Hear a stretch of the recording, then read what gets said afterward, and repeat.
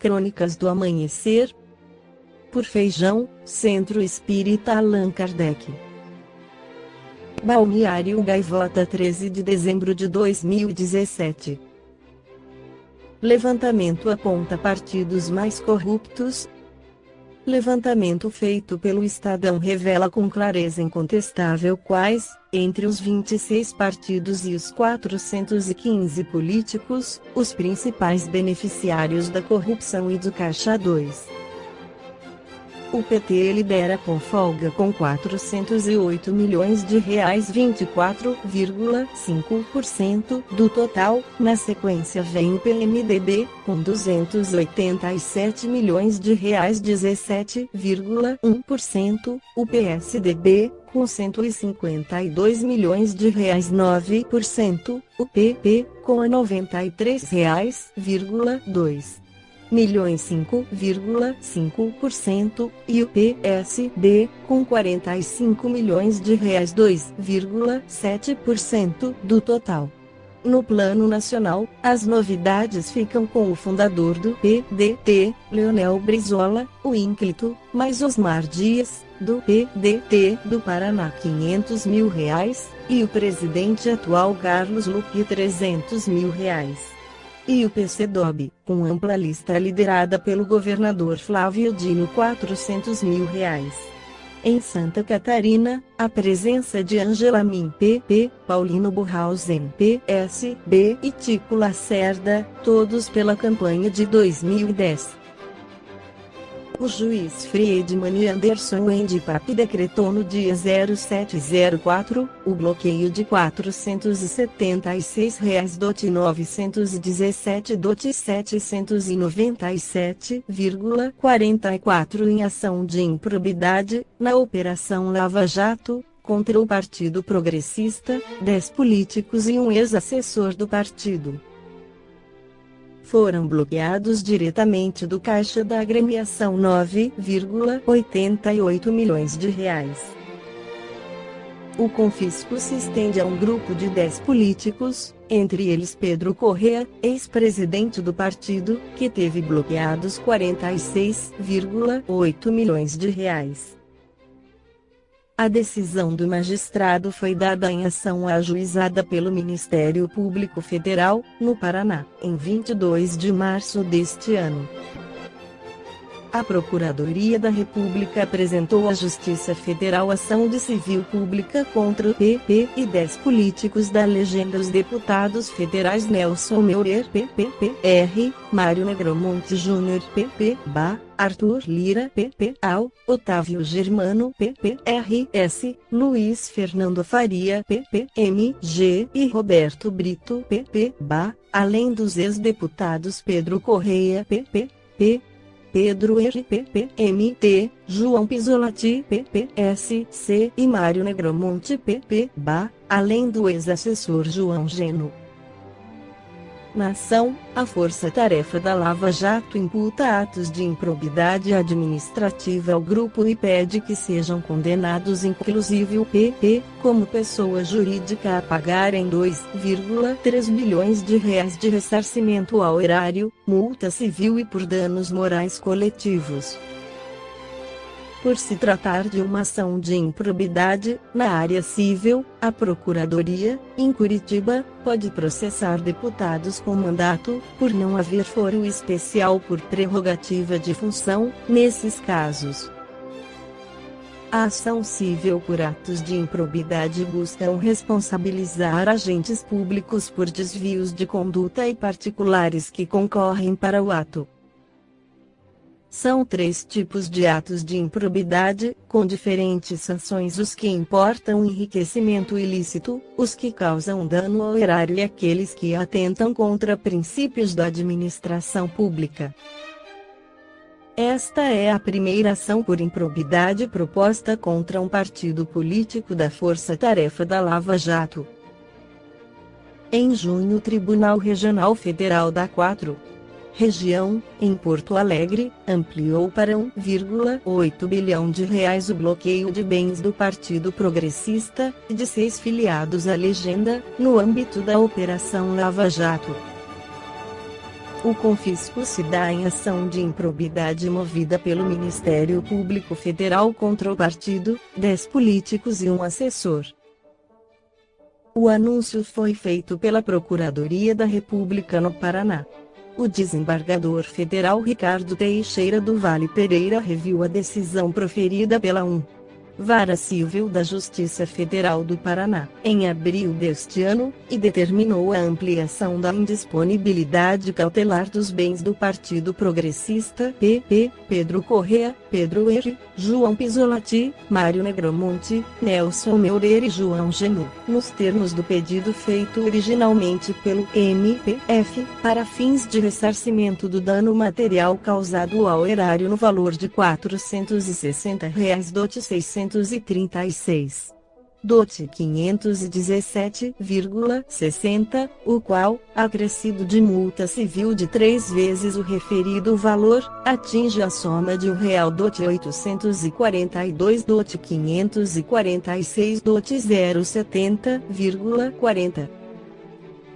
Na revista Reformador de outubro de 2017, o espírito Manuel Filomeno de Miranda pela psicografia de Divaldo Pereira Franco em mensagem recebida na noite de 8 de fevereiro de 2002, em reunião mediúnica do Centro Espírita Caminho da Redenção, em Salvador, Bahia, esclarece sobre as organizações do mal transferidos do corpo somático para a erraticidade inferior, os espíritos perversos e cruéis desde há milênios, dominados pelo primarismo que os caracteriza, vêm criando organizações do mal, nas quais se homiziam aqueles que se demoram no ódio e no rancor, em alucinadas tentativas de combater o programa do bem na Terra. Enlouquecidos pelos propósitos inferiores que agasalham, investem contra todas as atividades de enobrecimento que objetivam conduzir o planeta a um estágio mais elevado, ao mesmo tempo, combatendo com vigor e crueza aqueles que se transformam em instrumentos superiores da vida, tornando-se adversários voluntários da edificação do reino dos céus na terra. A sua tem sido a luta em glória e sem possibilidade de êxito a que se atiraram através dos tempos, renascendo em grupos de sicários da humanidade, desencarnando até quando o amor compassivo de Deus os recambia às expiações dolorosas e reeducadoras. Os missionários e apóstolos de todas as épocas sofreram-lhes a pertinácia, não havendo sido exceção os guias do pensamento, da arte, do conhecimento, da ciência, dos diversos ramos do conhecimento humano. Não poucos tombaram nas suas ciladas odientas, sucumbindo antes de cumprirem o ministério para o qual vieram. Muitos enlouqueceram sob a rudeza e constância da sua inspiração infeliz.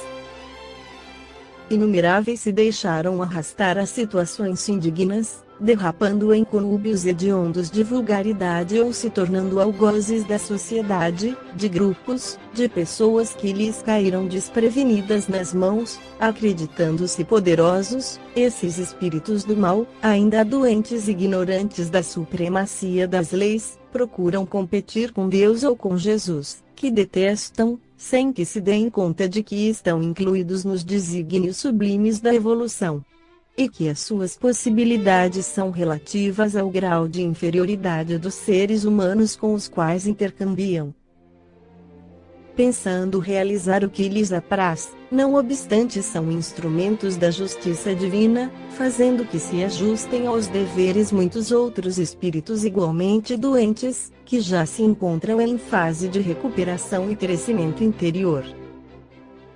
Certamente o Pai não necessita de semelhante concurso, em razão dos incomparáveis recursos de que dispõe. Todavia, porque se prestam a tal mister, realizam, sem que o percebam, os objetivos superiores da criação.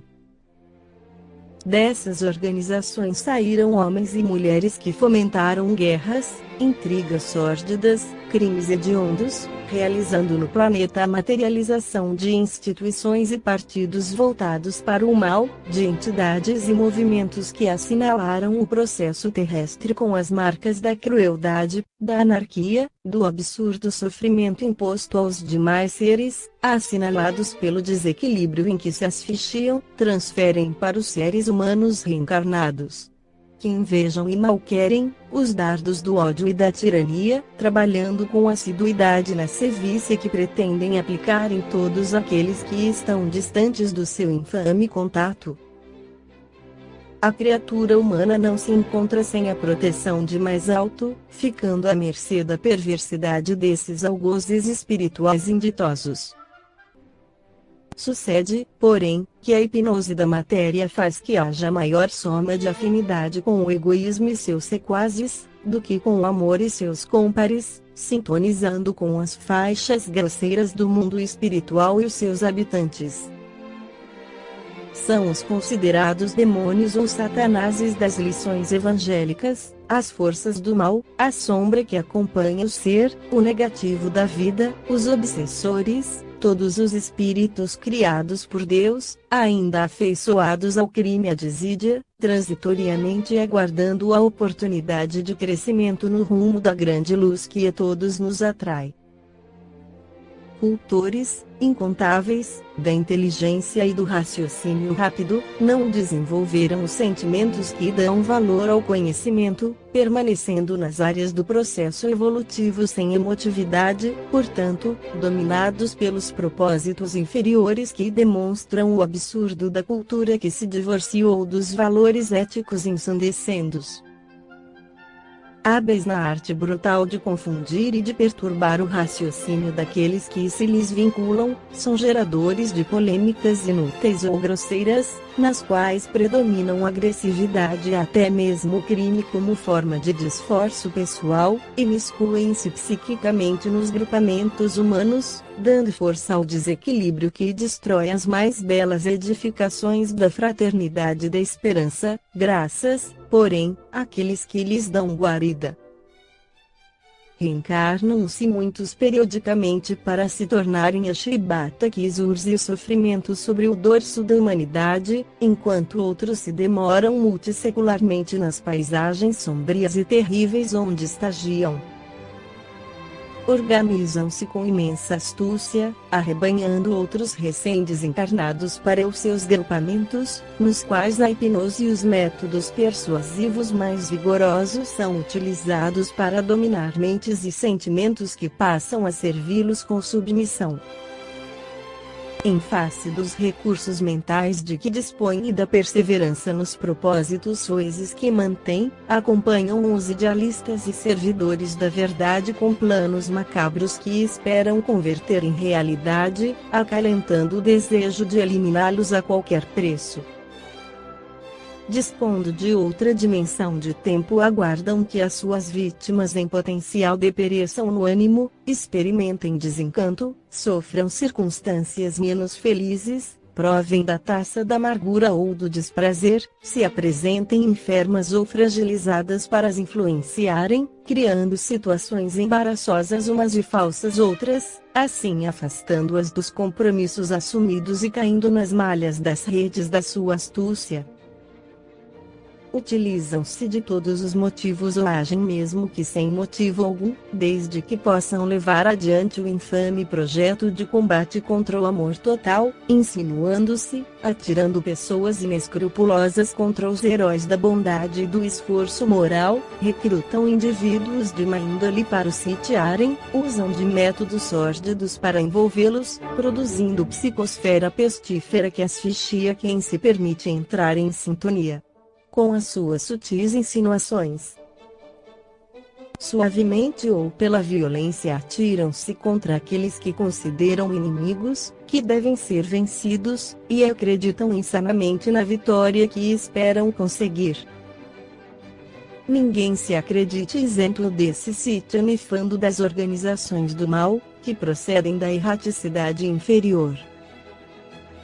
Analisando as próprias deficiências, o discípulo do Evangelho e servidor da verdade, ou o idealista que ambiciona tornar melhor o mundo, mantenha-se em vigília constante, a fim de não ser fascinado pelo canto mentiroso das suas sugestões falsas, que são o início da tormenta que logo mais desabará. Precatem-se na oração e na ação da caridade, vivenciem o perdão e a fraternidade, cultivem o amor e a tolerância, resguardando-se das insinuações da maledicência, do ressentimento, do amor próprio ferido, do melindre, de todos esses fascínoras morais que permanecem na natureza humana, observando as nascentes do coração, e, sem desanimar nunca, avancem, os trabalhadores de Jesus, convidados à sua seara nesta última hora, absolutamente confiantes no êxito da reencarnação na qual se encontram. O bem é sempre o grande vencedor. Jesus é o herói da cruz.